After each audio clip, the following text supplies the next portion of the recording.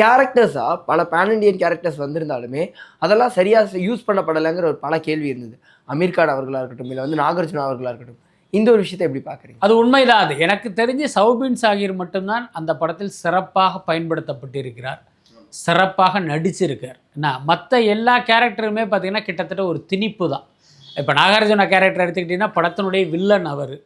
ஆனால் நீங்கள் பார்த்தீங்கன்னா அதை ஒரு வில்லன் கதாபாத்திரமாக அதை வந்து லோகேஷ் வந்து கையாளலைன்னு நினைக்கிறேன். ஏன்னா வழக்கமாக பாருங்கள், ஒரு படத்தில் ஒரு வில்லன், அதுவும் ஒரு மோசமான செயலை செய்த வில்லன் அப்படின்னா ஹீரோ வந்து அவர் தூக்கி போட்டு மிதிச்சிருவார், அதானே ஃபினிஷிங்காக இருக்கும். ஆனால் இதில் பார்த்தீங்கன்னா ஒரு சாஃப்டான அணுகுமுறை இருக்கும். என்ன காரணம்னா இவர் ஒரு ஹீரோ, இவருக்கு இன்றைக்கும் ஒரு ஃபேன் ஃபாலோவிங் இருக்குது.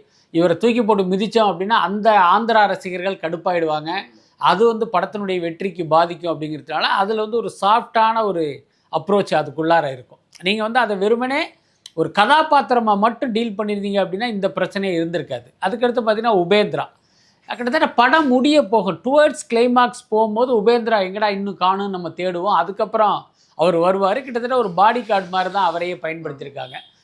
அவரையும் கூட சரியாக பயன்படுத்தலை அப்படிங்கிறது தான். அப்புறம் எல்லாத்துக்கும் மேலே அமீர் கானுடைய அந்த ஏரியாவே பார்த்திங்கன்னா படத்துக்கு தேவையற்ற ஒரு தொங்கு சதமாக தான் தெரிஞ்சு. ஒரு என்ன சொல்கிறது, இந்த படம் வந்து ஒரு இடத்துல முடிஞ்சிருது.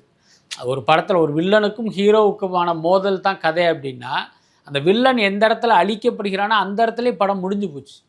அதுக்கப்புறம் பார்த்திங்கன்னா இன்னொரு 10 நிமிஷம் ஓடிக்கிட்டு இருக்கும் அமீர் கானுக்காக. அதெல்லாம் போட்டு தேவையற்ற திணிப்பு தான் அதெல்லாம்.